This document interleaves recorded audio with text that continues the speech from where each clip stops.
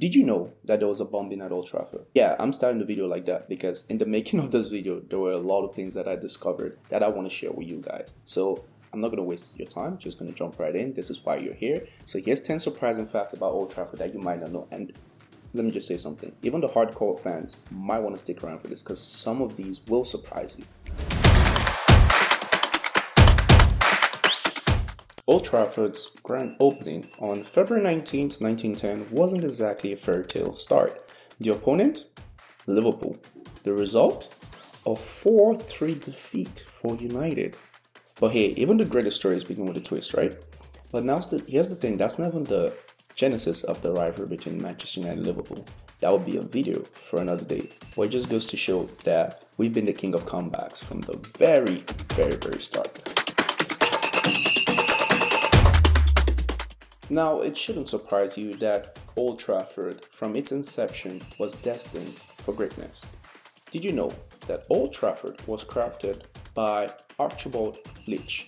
This guy was basically the architect king of early British football. He also built stands for Rangers, Spurs, and Everton. So you could say Old Trafford came from the best of the best. You could already tell it was being built to be a stadium that's worthy of a club of the stature, size, and legend that is Manchester United.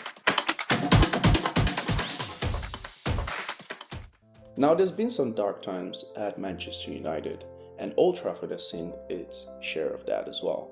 During World War II, Old Trafford got hit so hard by bombings in 1941 that United had to move in with their rivals at Main Road until 1949. For those of you who don't know, that is Manchester City. Imagine sharing a bedroom with your worst enemy for 8 whole years. That is something that fans had to deal with for a bit, but if any club can bounce back to something like that, it's definitely the king of comebacks, Manchester United.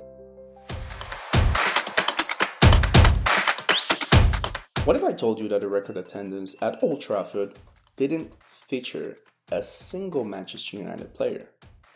Funny enough, the highest attendance at Old Trafford, 76,962 people, didn't even feature Manchester United. It was a 1939 FA Cup semi-final between Wolves and Grimsby Town.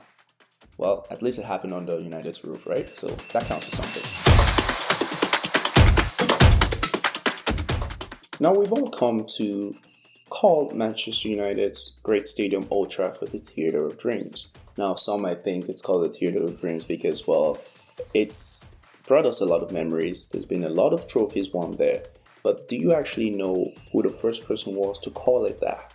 Well, Sir Bobby Charlton, one of the greatest legends of the club, literally the poster boy for what a Manchester United legend should be, and I'm definitely going to make a video about this guy. But yeah, Sir Bobby Charlton dubbed it the Theatre of Dreams, and the name stuck. It perfectly captures that electric, almost mystical energy every time a match kicks off.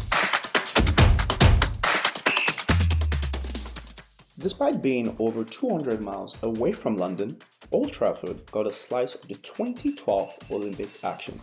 It welcomed teams from all over the globe, proving once again that it's not just a home for United, but a stage for world-class events. Now, if I were to ask some Manchester United fans to tell me the Manchester United Trinity, when I refer to the United Trinity, who are these players? Who are these legends? Do you know their names? Well, when they say the United Trinity, we're referring to George Best, Dennis Law, and Sir Bobby Charlton. Outside Old Trafford stands the United Trinity. It's a bronze tribute to these 3 players. If you ever visit Old Trafford, snap a photo. It's like a pilgrimage for any true Red Devils fan.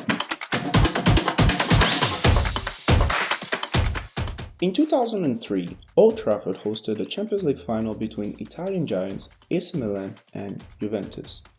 Milan won on penalties, another dramatic night to add to the stadium's epic history. Now, if I'm being completely honest, this next fact is mostly targeted at the younger Man United fans, because if you've been around long enough, you probably know about Sir Alex Ferguson's stand, or you've probably seen it on TV. In 2011, the club surprised Sir Alex Ferguson by renaming the North Stand in his honor for his 25th anniversary as manager. It was a heartfelt gesture for a man who shaped the modern Manchester United. And honestly, how fitting is that for the greatest manager of all time. Now, how many clubs can boast their very own railway station? Now, this fact here is more for fans that have never had the privilege of being in Old Trafford, myself included. But it will be interesting for you to know that the Manchester United football ground station sits right behind Old Trafford, making it a bit easier in theory for fans to arrive on match day. Now, I would definitely like to see this for myself before the new stadium gets built, just to experience this, but I think it's really interesting that Manchester United has such a convenient railway station right behind Old Trafford. Well, guys, you made it all the way to the end. That's it for the video. I hope you learned a thing or two. If you do have some facts about Old Trafford that I have missed, please include it in the comment section below. If this video brought you value, you enjoyed it, please leave a like, please subscribe. It really helps the channel grow. And next time I'll be making a video about Sir Bobby Charlton. I'm really excited for this next one, and I think you should be too. You should stick around for that. Hit the notification bell if you don't want to miss it. But until next time, it's been the Realistic Red. Thank you so much for your time. Thanks for watching, and I hope you have yourself a very great day. Bye bye now.